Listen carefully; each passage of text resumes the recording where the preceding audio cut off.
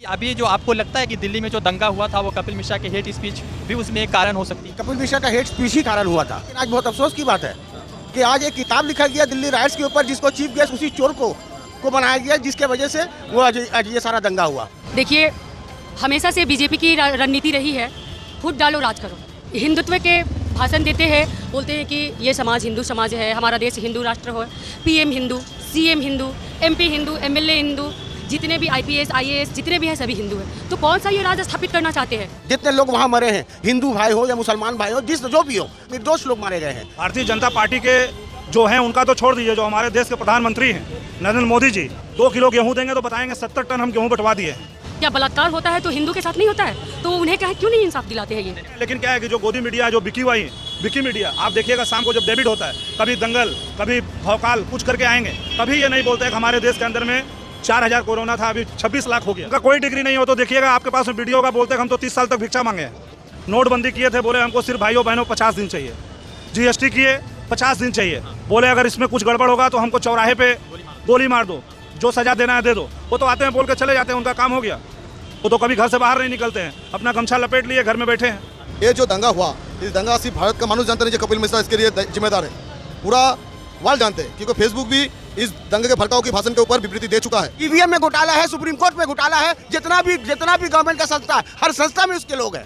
ये भाजपा वाले ना हिंदू के हैं ना मुसलमान के, ना ये देश के हैं, देश के गद्दार है।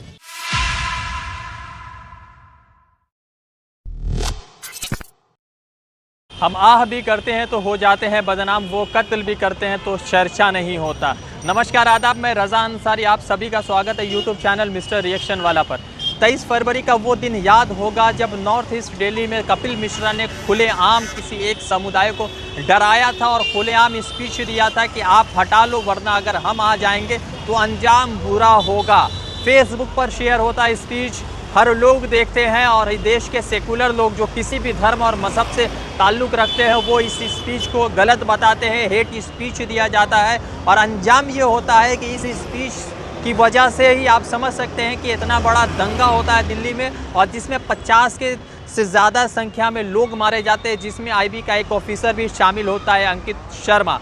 उसके बाद जो है ये स्पीच दिल्ली पुलिस के डीसीपी के सामने दिया जाता है, रिकॉर्डिंग होती है बाजाप्ता, व्हाट्सएप पे, फेसबुक पे, सोशल मीडिया के अलग प्लेटफॉर्म पे शेयर किया जाता है और अंजाम ये होता है कि इसे कपिल मिश्रा को वाई सिक्योरिटी दे दी जाती है। और अब जो मैं बात बता रहा हूँ वो बात सुनकर आपको हैरत में पड़ जाएंगे कि जो कत्ल कर रहा है वही इंसाफ के लिए दरवाजे पर जो है, इंसाफ के दरवाजे पर खटखटा रहा है, आवाज़ दे रहा है कि मुझे इंसाफ दे दो, मैंने कत्ल नहीं किया है। क्योंकि बात जो मैं आपको बताने जा रहा हूँ वो यही है। दिल्ली राइट्स के ऊपर एक किताब लिखी गई है, दिल्ली राइट्स 2020। 3 ऑथर ने इस किताब को लिखा है और आज जो है इसका शाम 4 बजे बुक लॉन्च इवेंट होना था और उसमें चीफ गेस्ट के तौर पर जो है कपिल मिश्रा को ही बुलाया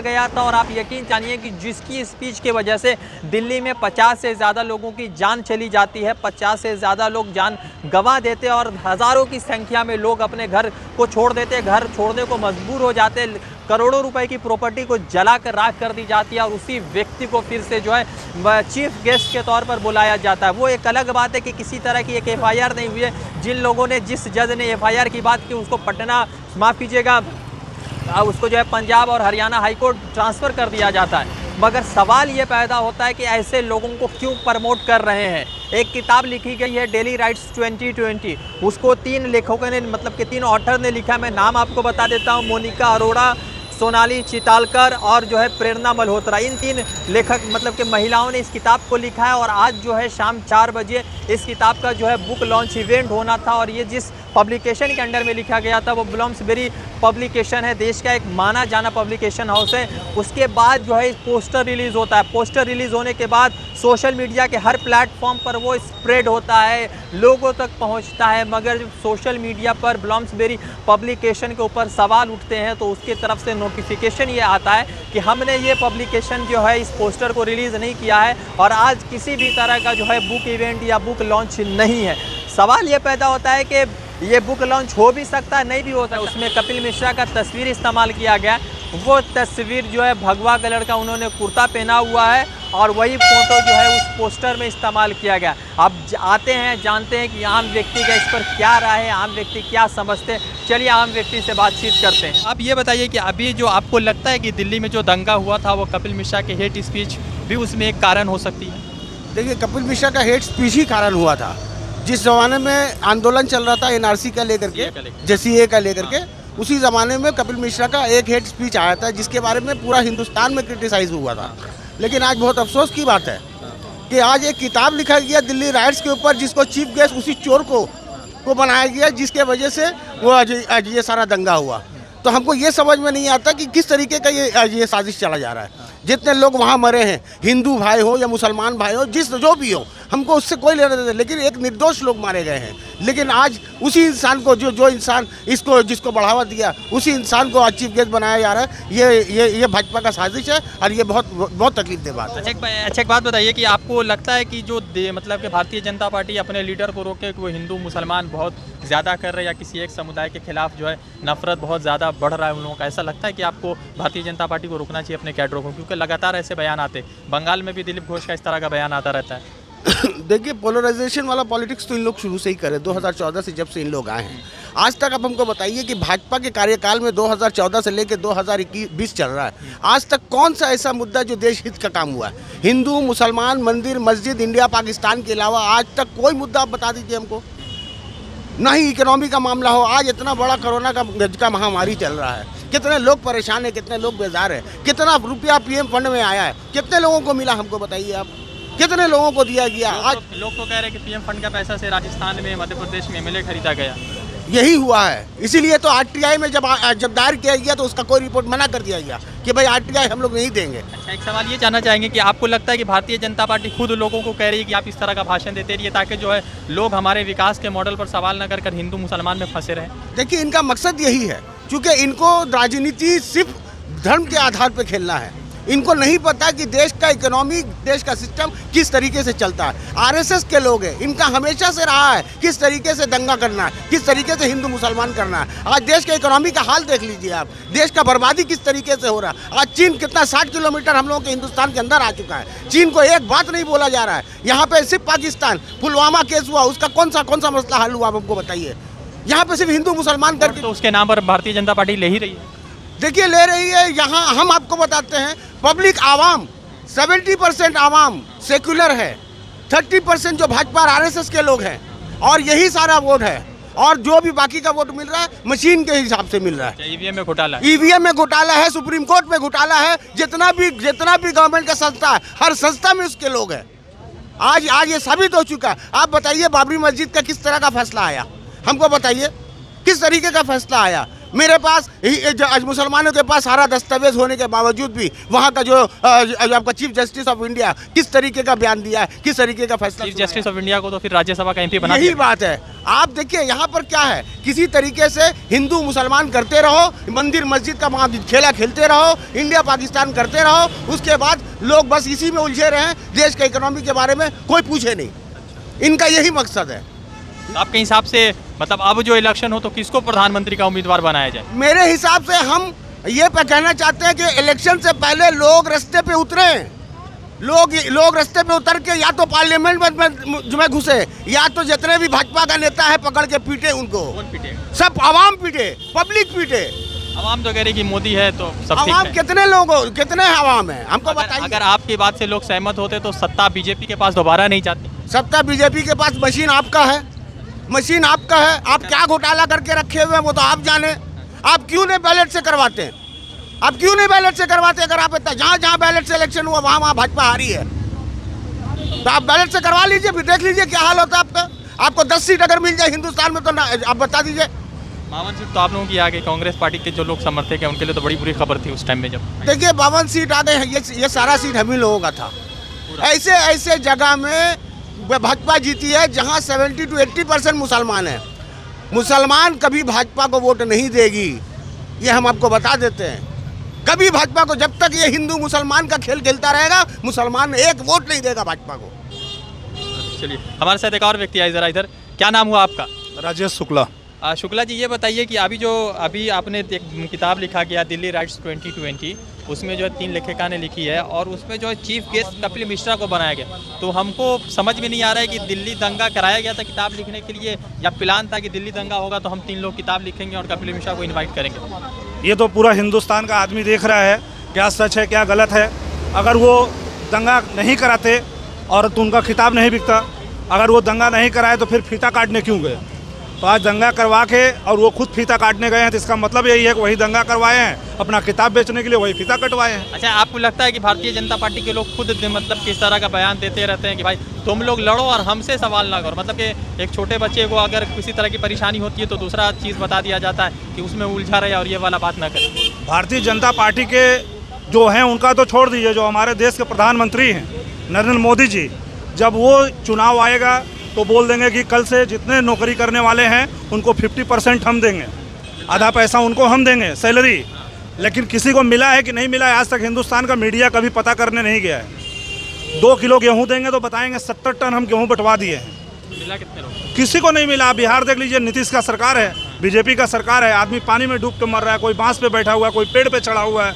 ये क्या बीजेपी सरकार को दिखाई नहीं देती है? ये क्या नरेंद्र मोदी को दिखाई नहीं देता है? तो सरकार एक चलाना अलग चीज़ हो गया। अगर जोर ज़बरदस्ती किसी के ऊपर में बोला जाए कांग्रेस खराब है, ये खराब है, आप कभी राजस्थान का सरकार गिरा रहे हैं, कभी एमपी का गिरा रहे हैं, कभी सुनाई देता है कि नहीं 50 करोड़ दे रहे हैं, किसी को 40 करोड़ दे रहे हैं, कहाँ से आ रहा है? अगर वो बिहार में गरीब आदमी को देते 2 टाइम भोजन तो करता। आज हम लोग जो यहाँ पे खड़े हैं आंदोलन के लिए, स्कूल के लिए, आज उनका फीस क्यों नहीं माफ़ करवा देते? तो मोदी खुद नहीं पढ़े हैं, प्रधानमंत्री ग्रेजुएशन का डिग्री है, करवाता। डिग्री तो है उनका कोई डिग्री नहीं हो तो देखिएगा आपके पास में वीडियो होगा, बोलते हैं हम तो 30 साल तक भिक्षा मांगे हैं, 30 साल भिक्षा मांगे हैं। उसके बाद गुजरात के मुख्यमंत्री 2-3 बार रहे हैं, अभी देश का प्रधानमंत्री हो गया 2 बार। अच्छा, एक बात बताइए कि लोगों को भी इसी में मज़ा आ रहा है, हिंदू मुसलमान करते रहो, मंदिर मस्जिद बनाओ, ये इसी में खुद मज़ा आ रहा है? नहीं, लोगों को मज़ा नहीं आ रहा है। लोग सोचे थे, सत्ता परिवर्तन किए थे कि शायद नरेंद्र मोदी अगर आएंगे तो हमारे देश का कुछ भला होगा, लेकिन वो उसका पूरा विपरीत हुआ। नोटबंदी किए थे, बोले हमको सिर्फ भाइयों बहनों 50 दिन चाहिए, जीएसटी किए 50 दिन चाहिए, बोले अगर इसमें कुछ गड़बड़ होगा तो हमको चौराहे पे गोली मार दो, जो सज़ा देना है दे दो। वो तो आते हैं बोल के चले जाते हैं, उनका काम हो गया। वो तो कभी घर से बाहर नहीं निकलते हैं, अपना गमछा लपेट लिए घर में बैठे हैं। अभी तो रूप धारण किए हुए रविंद्रनाथ टैगोर बनने करेंगे ही। रविन्द्रनाथ टैगोर क्या, वो पूरा देश को बर्बाद कर देंगे।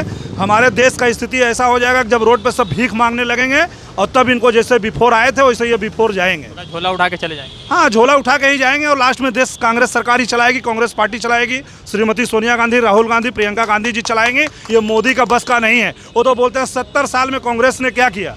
अभी अमित शाह जी जो भर्ती हुए, क्या उनके पिताजी हॉस्पिटल बनवाए थे? फिर नेहरू जी के हॉस्पिटल में क्यों गए?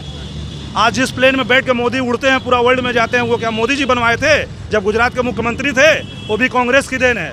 आज जितना स्कूल कॉलेज आप बताइए ना, हिंदुस्तान के अंदर में कितना हॉस्पिटल बनवाए हैं मोदी। जब कुछ ओपनिंग होगा चले जाएंगे बनारस। क्या बनारस में ही पूरे देश का 135 करोड़ आदमी है और देश के अंदर पश्चिम बंगाल में नहीं है, दिल्ली में नहीं है?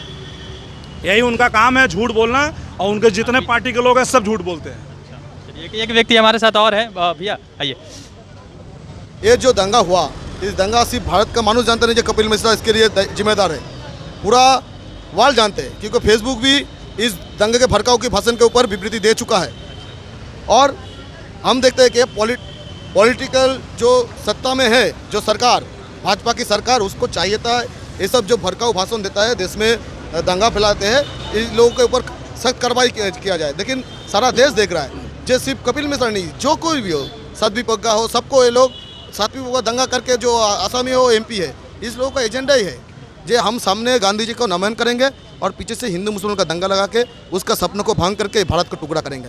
और इसको रिवार्ड हिसाब से उसको हम लोग सबसे प्रमाणित होगा, जो दंगा किया वही उसी का किताब का ओपनिंग कर रहा है, एक फीता कर रहा है, एक देश का आवाम के ऊपर एक तमाचा है। ये देखो, तुम जो भी बोलो, एक गणतंत्र देश है, डेमोक्रेसी का देश है, लोकतंत्र का देश है, भाजपा रहेगा तो यहाँ हम लोगों का सिर्फ चलेगा, ना हिंदू का चलेगा ना मुसलमान का चलेगा, सिर्फ भाजपा का चलेगा, आरएसएस का चलेगा। ठीक है, हिंदू का भी यहाँ नहीं चलता, हिंदू का भी नहीं करता। मैं हिंदू का लड़का हूँ, ये हिंदू के लिए कुछ नहीं करता, हिंदू के लिए कुछ नहीं करता, हिंदू का सिर्फ यूज़ करता है। हम लोग हिंदू का प्रतिनिधि है स्वामी विवेकानंद, जो सबको मिलकर रखना है बोला है।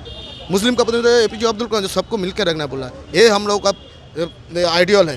ये भाजपा वाले ना हिंदू के है ना मुसलमान के, ना ये देश के है, देश के गद्दार है। ये पहले भी थे, आज भी है, देश के टुकड़े करने वाला, देश के खत्म करने वाला है। शुक्रिया। हाँ जी, बताइए कुछ क्या और क्या कहना चाह रहे हैं। आज आप बताइए, हिंदुस्तान के अंदर में बहुत सारा चैनल है, आप भी किसी के चैनल के माध्यम से हैं तो आप भी मत डरिए, जो सच है आप सच दिखाइए, सच के साथ में पूरा देश खड़ा है। आज बताइए अर्नब गोस्वामी, आज जितने भी 2-4 चैनल वाले हैं, राजू त्यागी का मर्डर हुआ, उनको ऐसा उस्काया गया डेविड पे, मतलब वो तो डेथ हो गया था, मौत डेथ हुआ तो उनको ऐसा उस्काया गया कि उनको गुस्सा से हार्ट अटैक आ गया। लास्ट में उनकी वाइफ बोली वो कि उनके मुंह से ये निकला करे ये हमको मार दिया, मरने के टाइम में ऐसा वो बोल के गए। अच्छा, तो कांग्रेस के लोग एक्शन लेना है, डिमांड करेंगे। एक्शन ले रहे हैं, लेकिन क्या है कि जो गोदी मीडिया है, जो बिकी हुई है, बिकी मीडिया, आप देखिएगा शाम को जब डेबिट होता है, कभी दंगल, कभी भौकाल, कुछ करके आएंगे, कभी ये नहीं बोलते कि हमारे देश के अंदर में 4000 कोरोना था, अभी 26 लाख हो गया, उसके बारे में कभी डेबिट नहीं होगा। बिहार में गरीब आदमी डूब के मर रहा है, उसके बाद भोजन नहीं है, उस पर डेबिट कभी नहीं होगा। खाली डेबिट होगा हिंदू मुसलमान, मंदिर मस्जिद, किसकी सरकार गिराना है, किसका सरकार नहीं गिराना है, इसी पे डेबिट है। सुशांत, अभी एक सुशांत का केस है, कम से कम 2 महीना तक वो चैनल में चलेगा।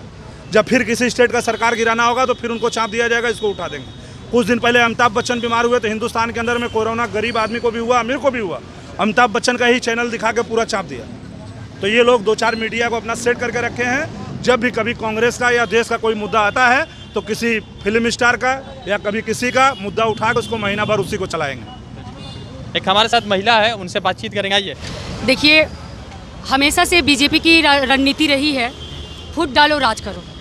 वो हिंदुत्व के भाषण देते हैं, बोलते हैं कि ये समाज हिंदू समाज है, हमारा देश हिंदू राष्ट्र हो, PM Hindu, CM Hindu, MP Hindu, MLA Hindu, जितने भी आईपीएस आईएएस जितने भी हैं सभी हिंदू हैं। तो कौन सा ये राज स्थापित करना चाहते हैं?